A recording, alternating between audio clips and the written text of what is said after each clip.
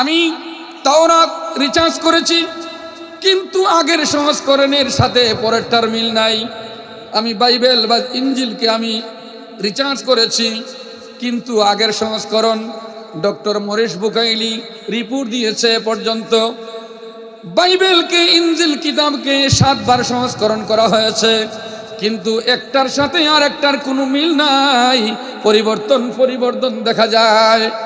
কিন্তু আজ থেকে 1460 বছর আগে নাজিলকৃত কোরআন, ওই হযরত উসমান রাদিয়াল্লাহু তাআলা আনহুর জমানায় যেই কোরআনকে 30 পারা আকারে একত্রিত করা হয়েছিল, ওই কোরআনকে তিনি এবং বর্তমান জমানার কোরআনকে একত্রিত করে একটা নক্তা টু নক্তা, অক্ষর টু অক্ষর, আয়াত টু আয়াত রিচার্জ করলেন।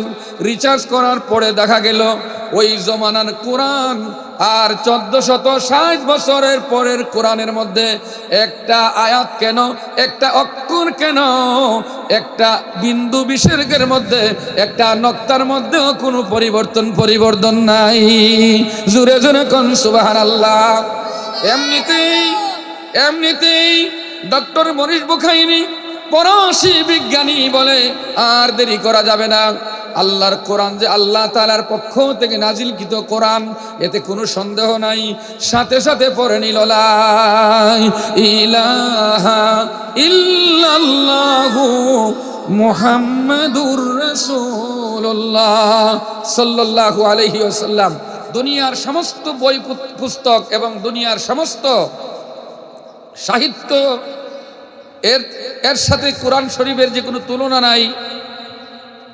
এর প্রথম আয়াতেই আল্লাহ পাক আমাদেরকে বুঝিয়েছেন, সারা পৃথিবীর সমস্ত মানুষকে বুঝিয়েছেন যে এই কোরআন দুনিয়ার কোনো বই পুস্তকের মতো নয়, এই কোরআন দুনিয়ার কোনো সাহিত্যর মতো নয়, এটা দুনিয়ার কোনো সাহিত্যিকের সাহিত্য নয়, এই কোরআন দুনিয়ার কোনো কবির কবিতা নয়।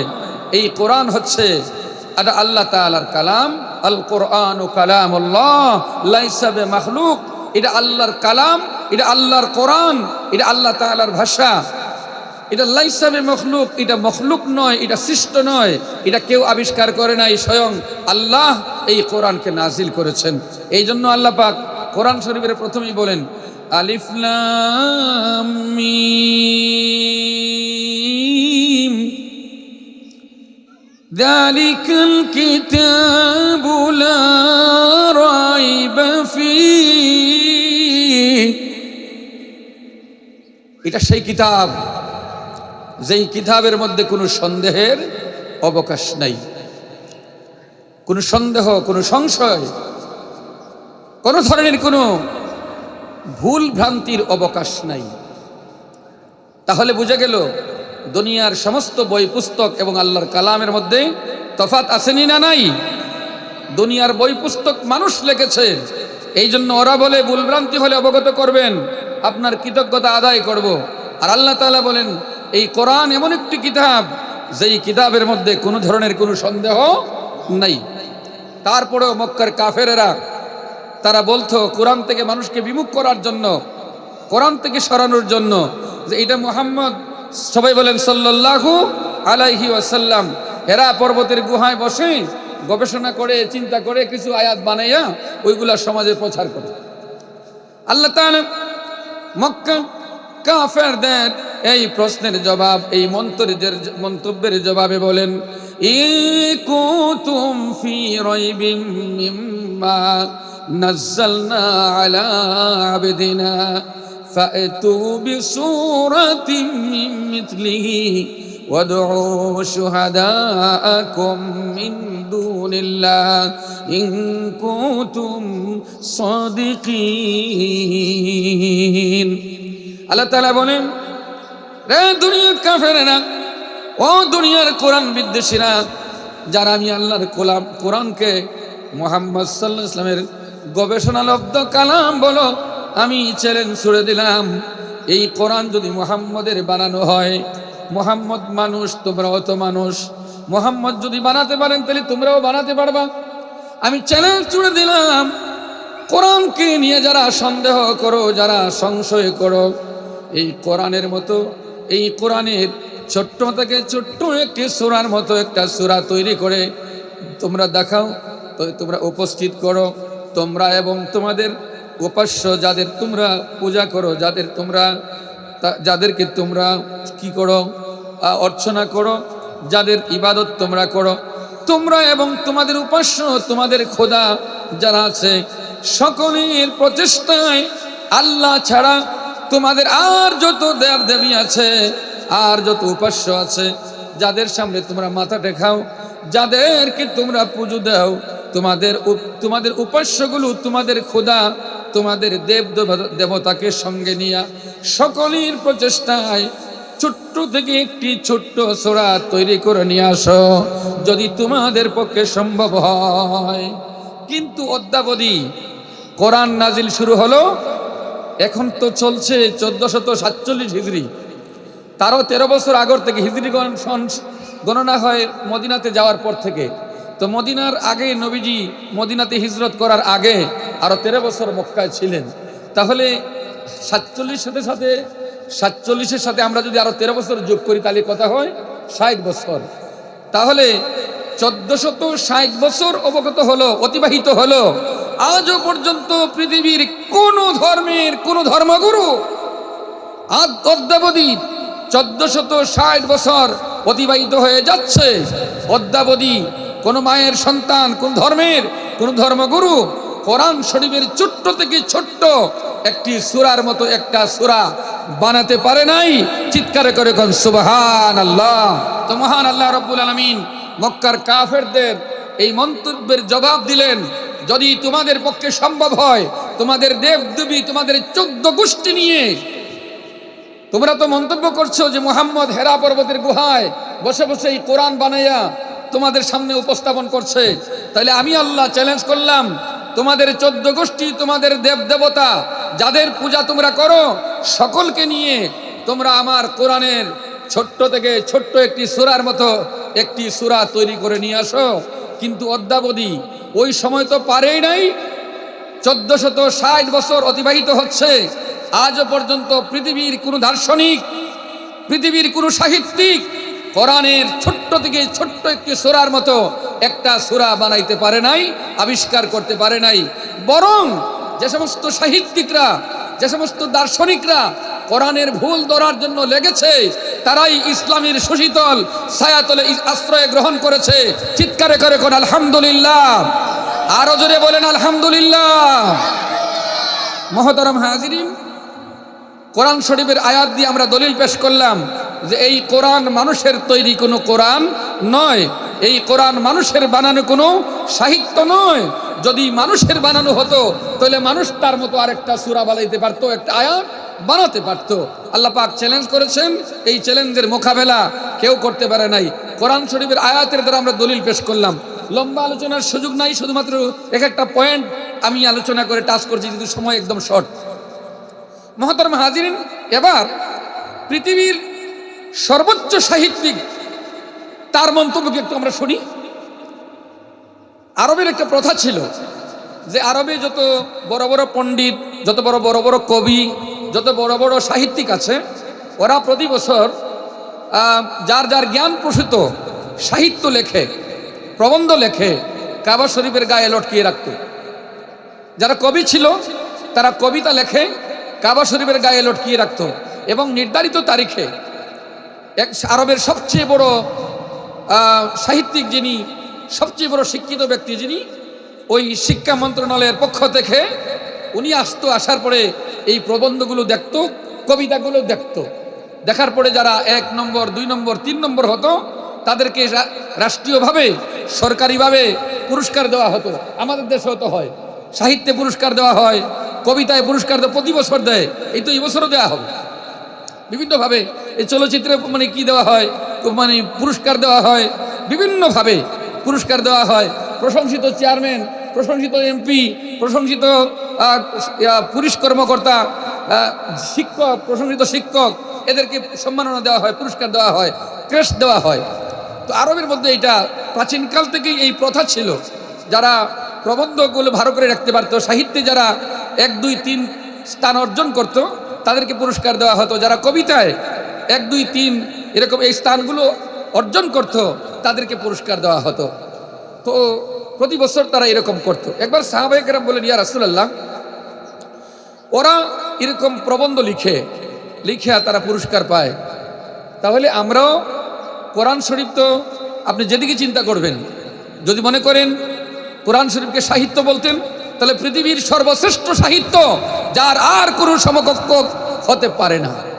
যদি কবিতার ভাষায় দেখেন, কোরআন শরীফের মধ্যে কবিতার আকারে অনেক আয়াতগুলো আছে। আপনি কোরআনকে যদি ইতিহাস বলেন, পৃথিবীর সর্বশ্রেষ্ঠ ইতিহাস। কোরআনকে যদি ভূগোল বলেন, সর্বশ্রেষ্ঠ ভূগোল। যদি এটাকে বিজ্ঞান গ্রন্থ বলেন, তাহলে পৃথিবীর সর্বশ্রেষ্ঠ বিজ্ঞান গ্রন্থ। যাক, আমি সেদিকে যাচ্ছি না, শুধু একটু টাচ করে যাচ্ছি। তো নবীজি বললেন, ঠিক আছে, দেখি জিবরাইলের সাথে পরামর্শ করে কি হয়। জিবরাইল আসলেন, আল্লাহ নবীজি বললেন যে সাহাবায়ে কেরামের পক্ষ থেকে প্রস্তাব এসেছে যে আমরা কোরআনের কিছু একটা অংশ লেখে ওদের সাথে একটু প্রতিযোগিতায় অংশ নেই। হযরত জিবরিল পরামর্শ করলেন রব্বুল আলামিনের সাথে। সুবহানাল্লাহ বলুন।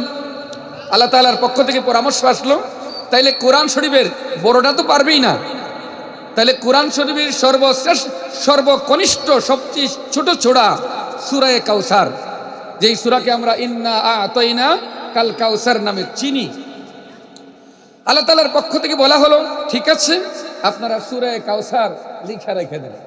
সুবহানাল্লাহ বলুন। আর একটু জোরে বলুন সুবহানাল্লাহ। তো মুহতারাম হাজিরিন, নির্ধারিত তারিখে আরবের সবচেয়ে বড় সাহিত্যিক যিনি বিচারক, যে সারা বছরে সাহিত্যিকরা, কবিরা যা কবিতা লিখে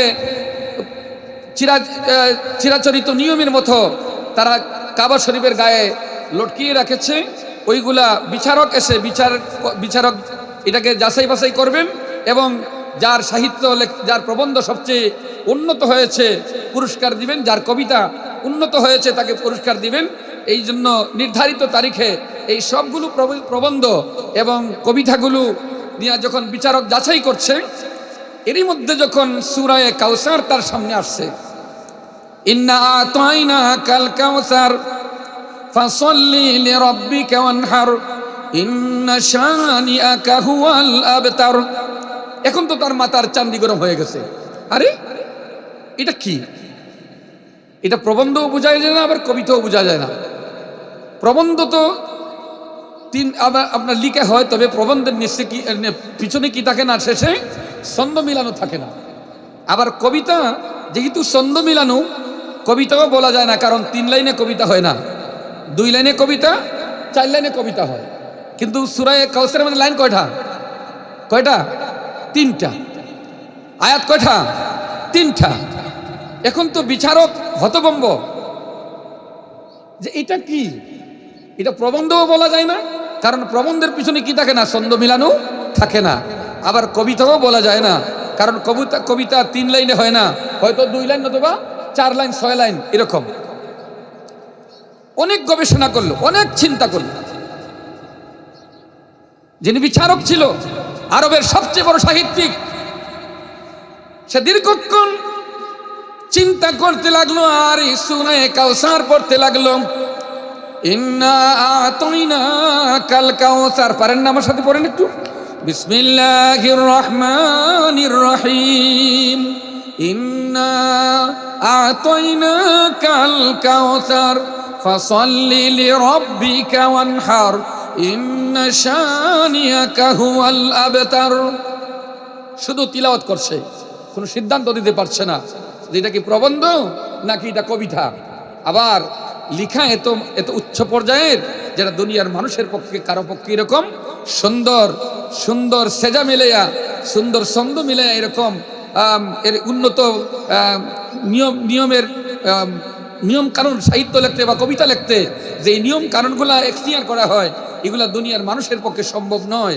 শেষ পর্যন্ত বিচারক তিনি রিপোর্ট দিলেন, তিনি রেজাল্ট দিলেন, ইন্না আ'তাইনা কাল কাউসার ফাসাল্লি লিরাব্বিকা ওয়ানহার ইন্না শানিআকা হুয়াল আবতার লাইসা হাযা কালামুল বাশার। জোরে করে আল্লাহু আকবার।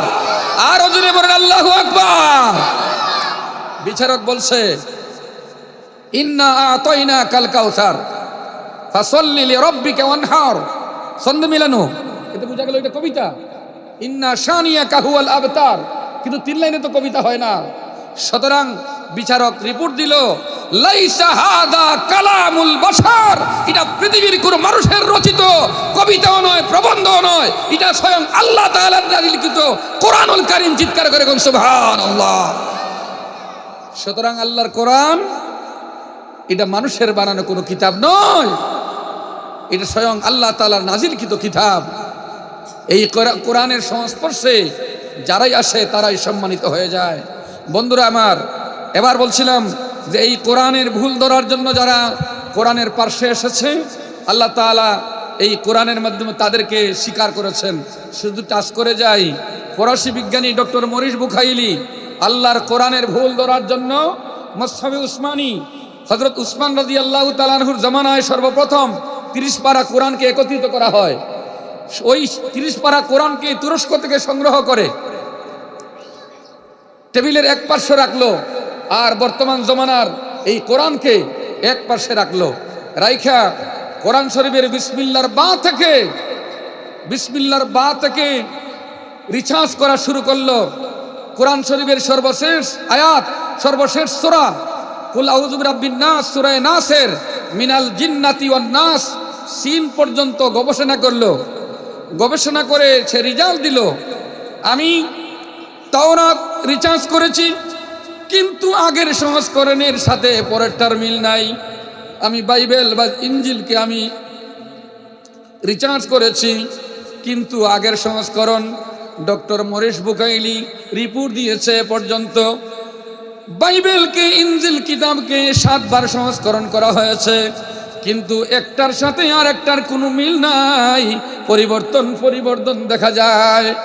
কিন্তু আজ থেকে 1460 বছর আগে নাজিলকৃত কোরআন, ওই হযরত উসমান রাদিয়াল্লাহু তাআলা আনহুর জমানায় যেই কোরআনকে 30 পারা আকারে একত্রিত করা হয়েছিল, ওই কোরআনকে তিনি এবং বর্তমান জমানার কোরআনকে একত্রিত করে একটা নক্তা টু নক্তা, অক্ষর টু অক্ষর, আয়াত টু আয়াত রিসার্চ করলেন।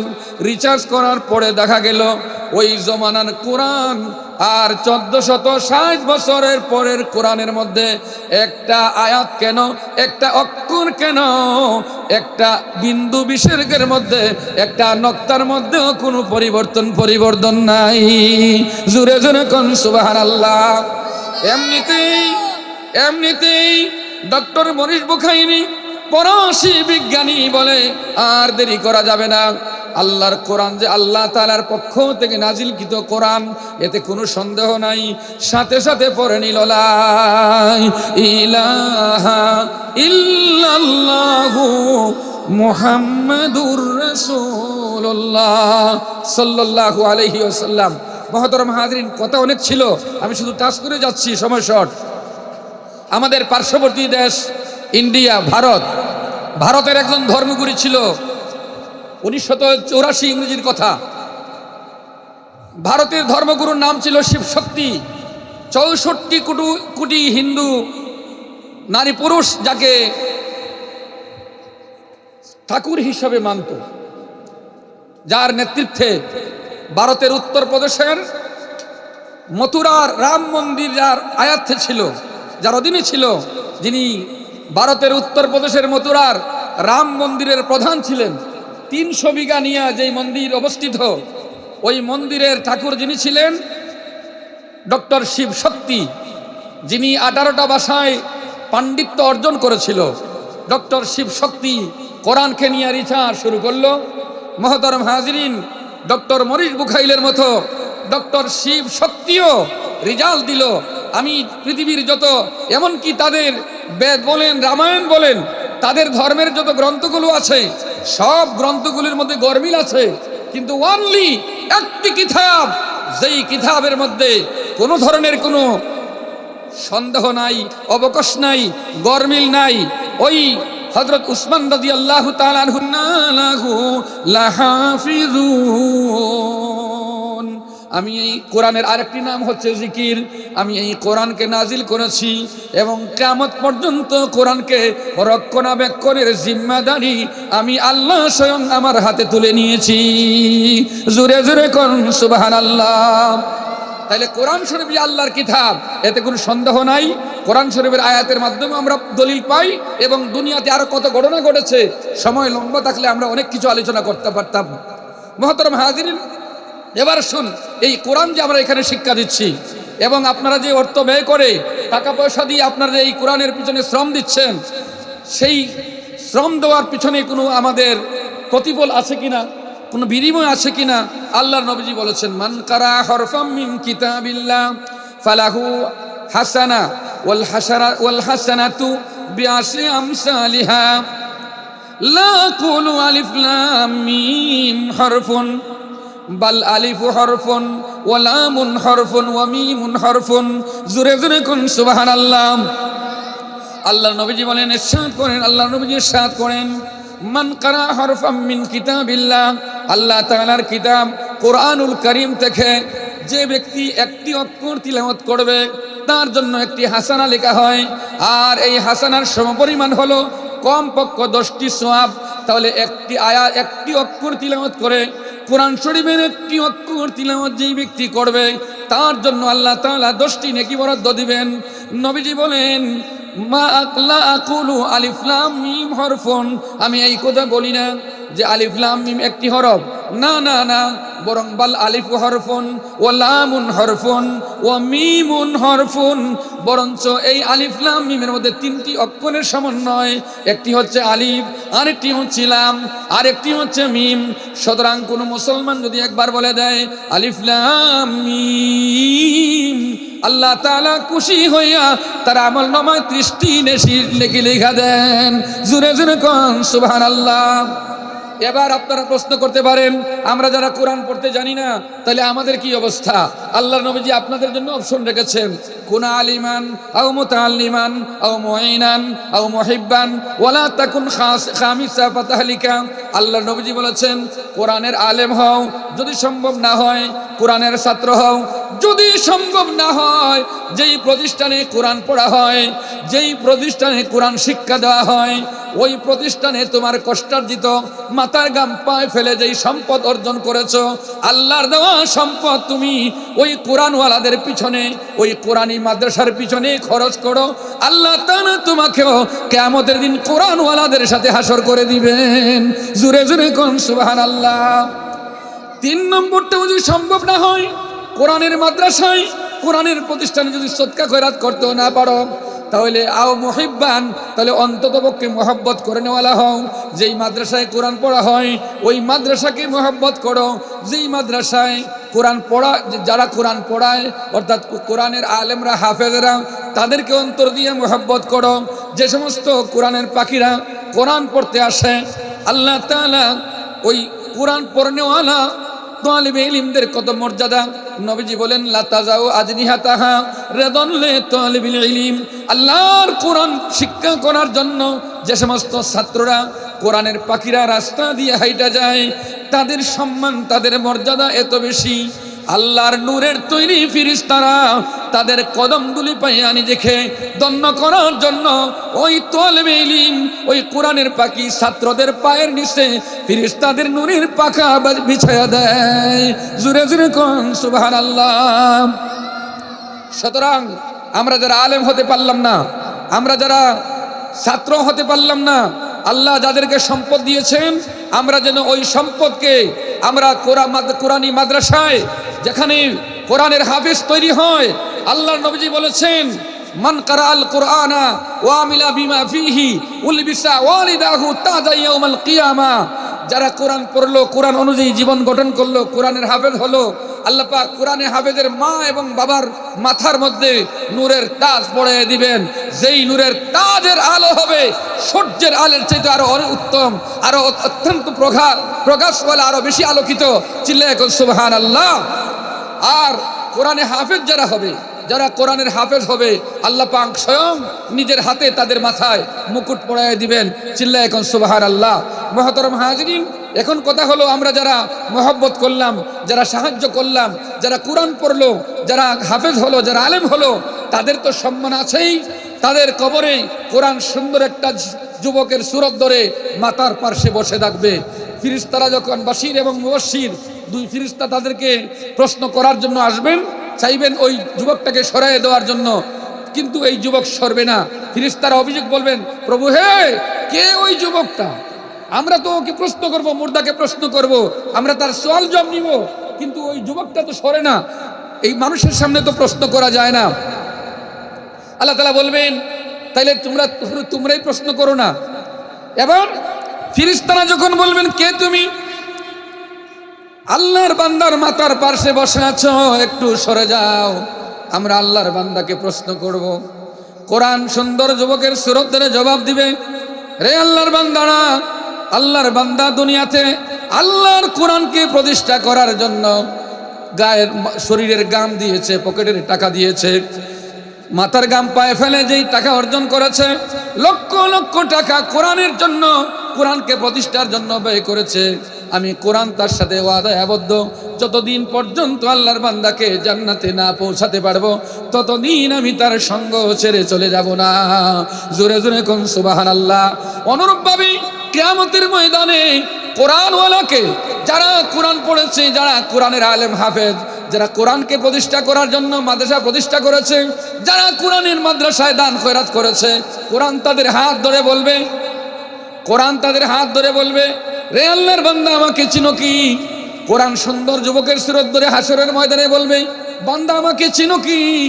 বান্দা বলবে, না চিনি না। তখন ওই লোকটা বলবে, আমি আপনার বিপদের বন্ধু কোরআন, যেই কোরআনকে প্রতিষ্ঠা করার জন্য দুনিয়াতে আপনি মাথার গাম পায়ে ফেলেছেন, শ্রম দিয়েছেন, টাকা দিয়েছেন, পয়সা দিয়েছেন, আপনার গাম দিয়ে গাম জড়ানো পরিশ্রমের বিনিময়ে আমি কোরআন প্রতিষ্ঠিত হয়েছিলাম। আমি কোরআন ওয়াদায় আবদ্ধ, যতদিন পর্যন্ত আপনাকে জান্নাতে পৌঁছাতে পারবো, ততদিন আপনার সঙ্গ ছেড়ে যাব না। মহতরম হাজিরিন, কোরআন সুন্দর যুবকের সুরত ধরে কোরআনের পিছনে যারা গাম জড়িয়েছে, যারা অর্থ ব্যয় করেছে, ওদেরকে আল্লাহর সামনে নিয়ে যাবে এবং আল্লাহ তাআলার কাছে সুপারিশ করবে। আল্লাহ তার সুপারিশ কবুল করবেন, জান্নাতের চাবি দিয়ে বলবেন, যাও আমার বান্দাকে জান্নাতে পৌঁছায়া দাও। জোরে জোরে কোন আমিন। আরো জোরে বলেন আলহামদুলিল্লাহ। আল্লাহ পাক আমাদেরকে কোরআনের আলেম হাফেজ এবং কোরআনের প্রতিষ্ঠানকে প্রতিষ্ঠা করার জন্য, দান খয়রাত করার জন্য যে যেইভাবে পারি, টাকা দিয়া, পয়সা দিয়া, শ্রম দিয়া, বুদ্ধি দিয়া, আমরা এই রহমানিয়াকে দিন দিন উন্নতি অগ্রগতির দিকে নেওয়ার জন্য চেষ্টা করবো তো ইনশাল্লাহ। সবাই করবো, সবাই হাত উঁচু করবি, সবাই করবো তো ইনশাল্লাহ।